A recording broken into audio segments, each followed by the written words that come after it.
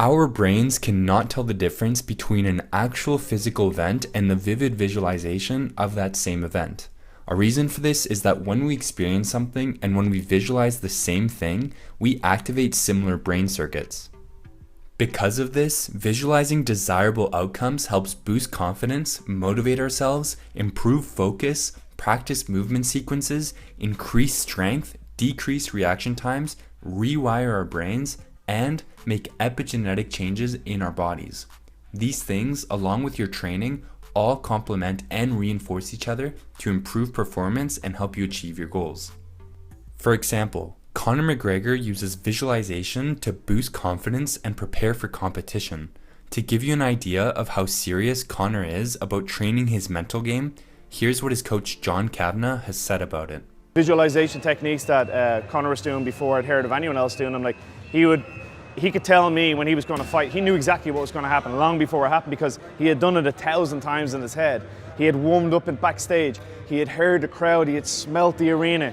He had seen the audience. He would really immerse himself in the fight night. So by the time fight night came along, where a lot of people would maybe been training in kind of a quiet gym for 8 or 12 weeks, and then they walk out to 15,000 people and they get shocked. He used to walk in going, yeah, this is my 1,000th time doing this.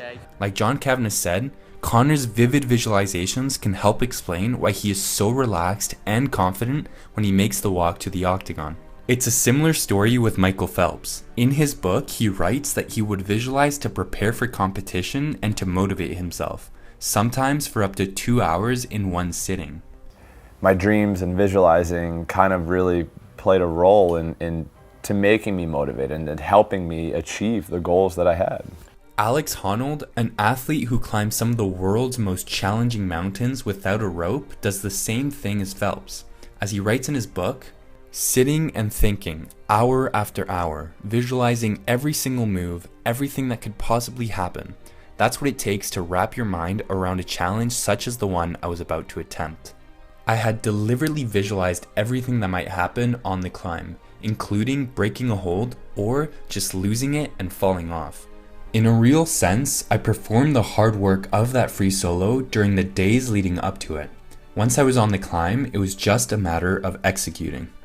In terms of increasing focus and decreasing reaction times, a study of 200 martial artists found that visualization and self-talk reduced reaction times from 0.737 seconds to 0.659 seconds, roughly 10%. Although this may not seem like much, this is often the difference between winning or losing. An explanation for why this happens is rooted in a part of our brain called the reticular activating system. The reticular activating system acts as a filter. Out of all the information coming to our senses from the environment, it selects what will be noticed and given attention to by the conscious mind. By practicing visualization, you can prime your reticular activating system to help you notice and focus on important information during your competitions. For example, in UFC 194, Conor knocked out the 10-year undefeated featherweight champion in 13 seconds. Conor had been visualizing the sequence months before the fight and had even told the world what he planned to do. I plan to set him up, trap him, lead him into dead space, lead him where he feels he is safe, but all of a sudden it's a trap and he is in big danger. During his warm-up, he was also practicing that exact sequence.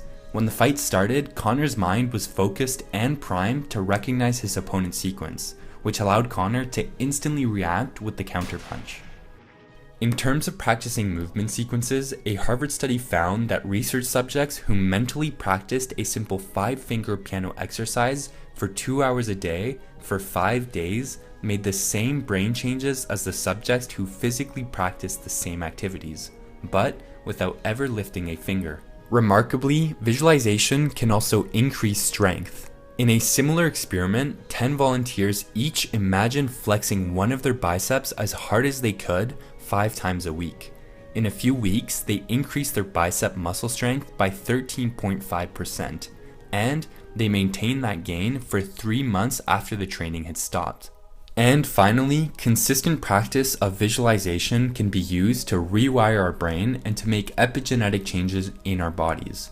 This is the part of visualization that I find the most fascinating. I'll be making another video in the future summarizing the book You Are the Placebo by Dr. Joe Dispenza to explain the science of how this all works. The key takeaways from this video is that there are countless benefits to visualizing, and you would be at a disadvantage if you did not make use of them. In a future video, I'll be explaining the specifics of how to visualize like an elite level athlete. Subscribe to the channel to be notified when that video comes out and to receive the best mental strategies for elite performance. Thanks for watching. Now, if you know what you're worth, now go out and get what you're worth. But you gotta be willing to take the hits and not pointing fingers saying you ain't where you wanna be because of him or her or anybody. Cowards do that and that ain't you. You're better than that.